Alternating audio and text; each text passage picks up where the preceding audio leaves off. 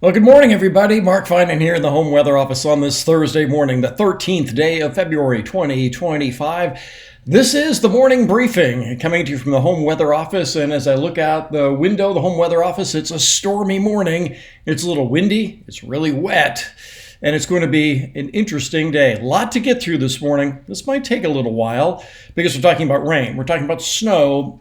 And what might be making headlines this morning, I haven't seen much yet, is the risk, the threat of perhaps a tornado in the valley this afternoon.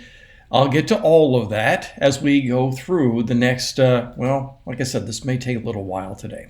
Got a lot to get through. Let's start off with the radar. Now, keep in mind, I'm recording this just before 8 o'clock in the morning. So this radar, by the time you're watching it, will be quite old. But it's rather indicative of what's been going on during the night. We had this nice solid area of rain moving through with this break behind it, and this break behind it is going to be a key that we'll be seeing through the day. So we'll see a little bit of a break for areas like Sacramento and San Joaquin and Stanislaus County coming up in a little bit.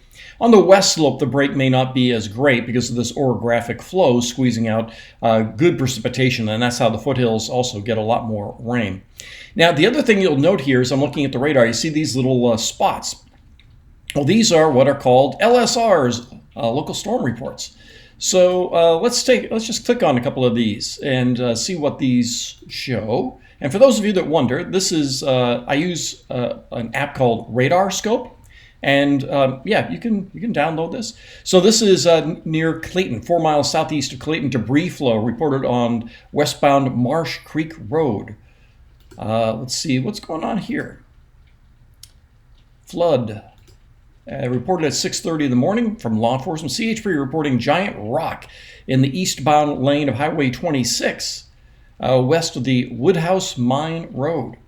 So, yeah, there's all sorts of these things going on. Some stuff going on in Angels Camp. What does it say about Angels Camp?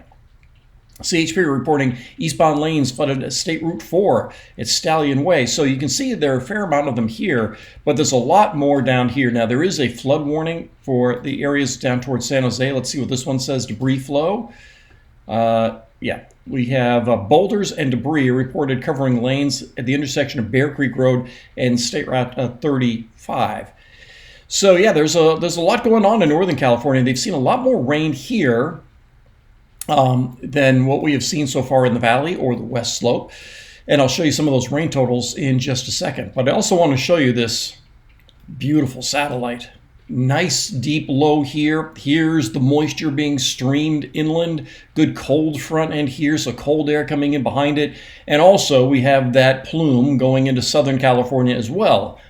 And of course, Southern California has had the fires in the last month, and we are going to be concerned about the debris flow here because they've had some light rain in the past, but it hasn't done much. But this is a different beast, and Southern California is certainly going to be on alert today because of the possibility of debris flows there as well. So yeah, just a classic satellite. Now, what I mentioned and I showed you on the radar is here's that area of clearing. This is going to play a role in our weather during the day today because if we get this line of clearing and we get enough sunshine, we may see more in the way of instability as this next wave comes through. And again, I'll talk more about that in just a second. But let me go to one of my favorite websites, the California Nevada River Forecast Center. And these are 12-hour rainfall totals. And I showed you the areas down towards San Jose. And look at the mountains toward Los Gatos. These areas have 3 to 4 inches of rain in the last 12 hours. Just amazing amounts of rain. And that's why they've had the flood issues there. Into the valley, the rain totals are a little bit less, but still pretty nice. Around Stockton, as of, again, this is probably as of 7 a.m., we've had more than an inch of rain, just a little bit less than that in Modesto. In Sacramento County, less than an inch of rain in Elk Grove, but around Sacramento, more than an inch. You get to the Roseville, Rockland area, around an inch of rain. Same thing in El Dorado Hills and Cameron Park. And also on the west slope, Placerville 1.35, Auburn's up over an inch, and we're going to keep this going. In the Sierra, The snow levels have been bouncing around a little bit, but as I checked the last OBS, Blue Canyon is still getting rain. Actually, even Truckee was getting rain, but it is snowing on the summit. Looks like the snow level right now is up around 5,800 to 6,000 feet, maybe 6,200 feet, somewhere in that ballpark. But that will be coming down a little bit this afternoon after that cold front goes through, and we will get snow down to that 5,000 foot level. In Pollock Pines and Arnold, and for those of you at 4,000 feet, you may be seeing some snow later, but obviously you're not seeing any snow yet, just rain. And Pollock Pines has had about an inch of rain. All right, so I talked about the instability that could be coming in this afternoon. Now, this may be making some headlines, and like I said, I don't know what you've seen this morning, but I'll show it to you. So this is from the Storm Prediction Center. So this comes out of the good folks in Norman, Oklahoma, and they give you a national outlook, and they are talking about the threat of severe weather. And so as you can see, there's a wide area here in California, and then over here in the southeast, there's another wide area covering Georgia and Florida. But obviously, we're going to focus on what's going on in California. And up here at the top, there are also these other categories, whether it's categorical for just thunderstorms, tornado, wind, hail. So what sort of threat you might see. Well, so we have this area that is marginal here. Now, let's see, does this, nope, there's not a key on this one. Oh yeah, there is down here. I wasn't sure where they put the key. All right, so what I want to point out here is on the key. So before I get too much deeper into this. So this is a level 1, if you will. So that's what you have here, this thunderstorm. The second level would be marginal, which is what we have here and what we have in the valley. Then there's a slight chance, enhanced chance, moderate chance, high chance. So that's when you get one of these, that's when you're really talking about the big thunderstorm and tornado outbreaks you have in the Midwest. But we do have this enhanced risk, no, enhanced isn't the right word, marginal risk in the Central Valley. And if you look up to see what type of threat that is, I click over tornado, this says there is a 2% chance of a tornado in the valley. Well, let's see what they mean. Let's go down to the text. Because for those of you that really geek out on this sort of thing, let's talk about this. So let's see, they issued this just a couple of hours ago.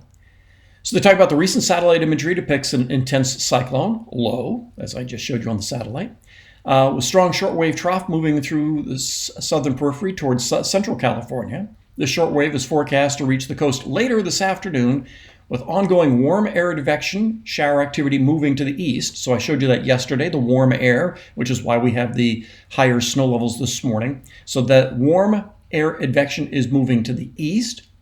As these showers clear out, temperatures could warm into the upper 50s to low 60s, while mid-level cold air advection results in 500 millibar temperatures in the minus 22 to minus 25 range. Again, I showed you that yesterday. This will support weak air mass destabilization with modest buoyancy anticipated during the afternoon. This could result in some deeper, more sustained convection. So what this is talking about, let me come out here so I can. So what this is talking about is we saw that line of clearing on the satellite. So if that happens and the sun comes out, let's say around 10, 11 o'clock, we get the sunshine, the ground will start to warm up. Because we're in mid-February now, and yeah, the sun angle's a little bit higher, so we can get some nice heating on the ground. But 18,000 feet up at that 500 millibar level, the temperatures are getting colder, so it's getting warmer at the surface, it's getting colder aloft, and that gives you a steeper lapse rate. And when they talk about buoyancy in weather, we talk about theoretical parcels of air. So you take this little bubble of air. So what's going to happen to that little bubble of air? Well, it's going to rise very quickly because you have a very steep lapse rate. So that's what this is talking about. And it all depends on how much of that clearing we get. So let's go back to this. So this could result in some deeper, more sustained convection. Vertical shear will become strong enough to support transient rotation within any deeper updrafts, yielding a localized wind/brief tornado risk during the late afternoon. All right. This happens in Northern California, and today's one of those days where it might. Let's talk more about that. Let's go to the models. All right, so this is the HRRR, and this is, let me go to a more recent, I'll stop this at 10 a.m. Here's that line of clearing. That's Sacramento County right there. Chico would be up here. It would still be raining in Modesto, raining in Southern California, and big time rain in the Big Sur area. And then here's that little low to help destabilize things, and colder air coming in. Again, I'll show you more of that in a little bit. With snow continuing in the Sierras. That's 10 o'clock in the morning. And what's going to be critical is whether or not we get any sunshine here, or if it fills in very quickly with more clouds and rain. This is noontime. And then through the afternoon, you see it stays showery. This is 4 o'clock in the afternoon. Any of these would provide some pretty good downpours. Look at that line now pointed into the Santa Barbara area, and probably by then just getting into the area around Palisades. We'll have to see how this goes. So the threat of heavy rain in Southern California, it looks like it's going to be around 4 to 6 o'clock this afternoon and later. And so then we have these more or less discrete cells. And as we go through tonight, showers continue. Let's go to 7 o'clock on Friday morning. As you can see, the valley is basically dry, but the snow will continue. And because the snow will be nonstop at elevations above 6,000 feet through the day today and through the day tomorrow, that's how we're going to get 3 or 4 feet of snow above 7,000 feet. If you're planning on traveling in the Sierra, not great. Even though by 4 o'clock tomorrow afternoon, we're not getting big time accumulations, but it'll take Caltrans a while to get that road completely clear. And also keep in mind that when you get 3 or 4 feet of snow up here, that Caltrans can get Interstate 80, Highway 50, Highway 88 cleared, but that doesn't mean the secondary roads are going to be in good shape. That might mean that areas that you usually park are still under snow. So keep that in mind, that once you get off the main highways, it'll take a little while to get the secondary roads cleared, especially in the neighborhoods. So do keep that in mind, that they're going to get a pretty good dumping up there. So be kind to the locals when you get up there. If you're planning on going up for the weekend, I know it's a long weekend for a lot of folks, keep in mind that even though the interstate might get cleared especially by Saturday morning, be kind to the locals when it comes to driving the secondary roads and getting some clearing. All right, so let's talk a little bit more about this instability. And so what I've got here is off the NAM nest, and this is at 1 o'clock this afternoon.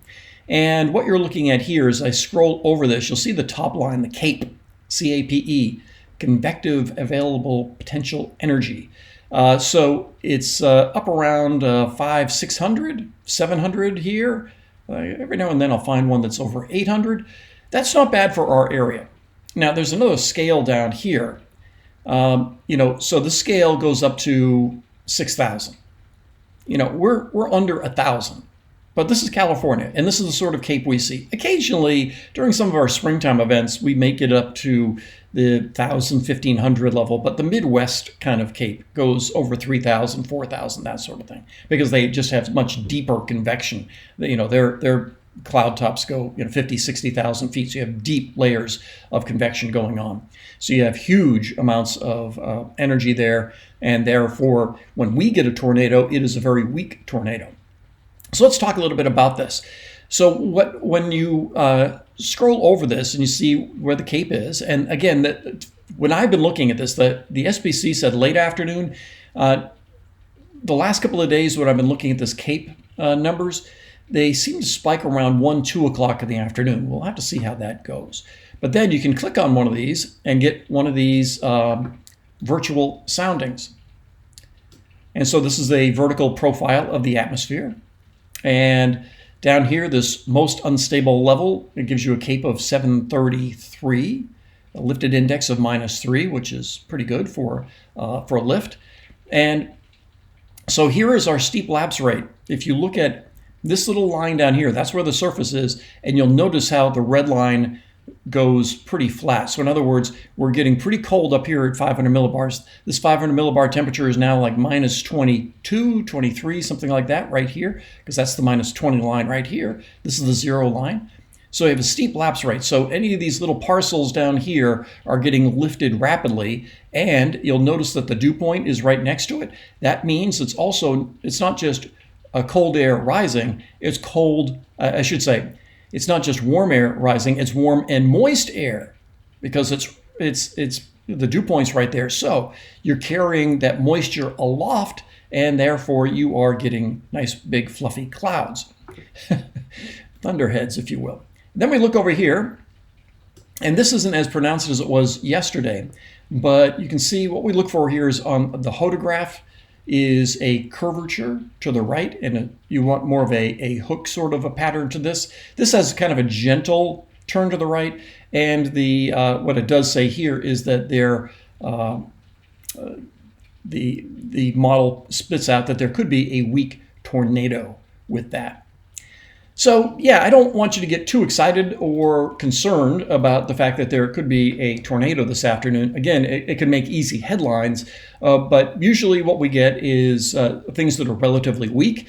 They're usually, it's just more of an awesome thing to see. But also, to get one of these, a lot of things have to go right. So we're going to have to get that sunshine as we go through the late morning. And then you're going to have to make sure the clouds don't come in so fast to shut down the convection and that heating down at the surface. And yeah, a lot of things have to go right in order for you to get a tornado.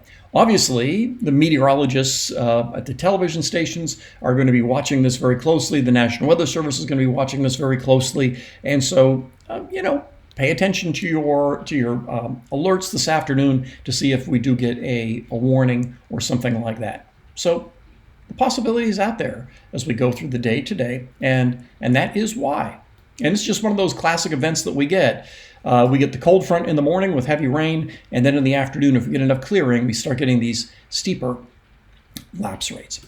Okay, now I didn't have this set up ahead of time, but let's go to the NAM. And what I want to show you here is that cold air advection we were talking about at 500 millibars. So here's our 500 millibar, and this is initialized at 4 a.m. And I talked about this yesterday, minus 16 this morning. And again, it's degrees C. Somebody in the comment section yesterday asked if I could change this to degrees F. I can't. It's just the way the model comes out. So, but this is a classic case of the warm air advection. That's our 4 a.m.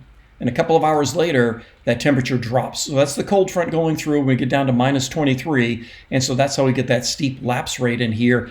And you'll also notice this perfect flow going up the Sierra. Let me go down to 700 millibars. And we'll go to wind speed here. And so, yeah, this is that high wind we're seeing in the Sierra. And that perfect flow. You notice these wind bars here? Wind barbs. These are, 50 knot winds up around 10,000 feet or so.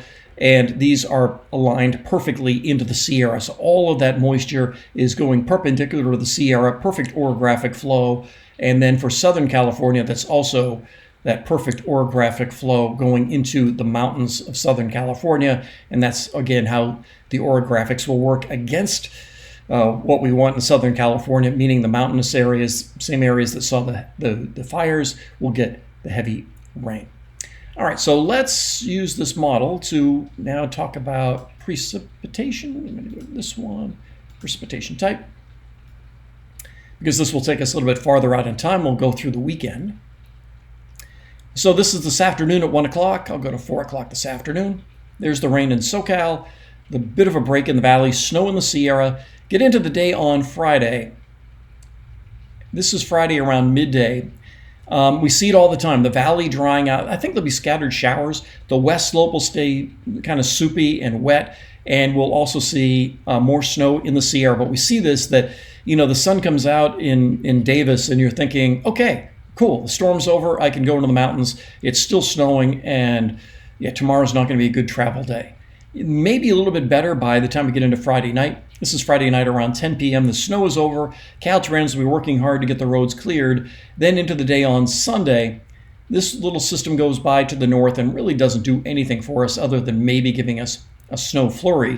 And then beyond that, we will be dry, most likely throughout all of next week, it looks like, and it may even warm up a little bit as well. So Busy day, yeah. Rain this morning, some localized street flooding and that sort of thing. I did not show you the Sumnus River, but it's going to be fine. It'll come up. Deer Creek will likely be flooding if it isn't already as I'm recording this, but that's going over Scott Road. If it isn't now, it will be. We saw that last week or whenever that was. And then, yeah, we'll just have to keep our eye on the sky this afternoon. My guess would be, 1, 2 o'clock this afternoon. In terms of locations of the severe weather, it could be anywhere from Marysville, Sacramento County, Folsom, San Joaquin County, and even as far south as Modesto, we could have that threat of severe weather. Maybe even into Yolo County. Yeah, Woodland. Yeah, I'd include Woodland and Davis could see the threat of severe weather. But it's one of those things that as you go through the morning, if it's 10:30, and you're in Yolo County, Sacramento County, and you look outside, the sun's out, like, ooh, while that may seem like a good thing, then keep your eye in the sky and just watch those big, beautiful thunderheads and those cumulonimbus start to develop. So interesting day today, but that's everything I've got for you this morning. Make it a great day. I'll talk with you later.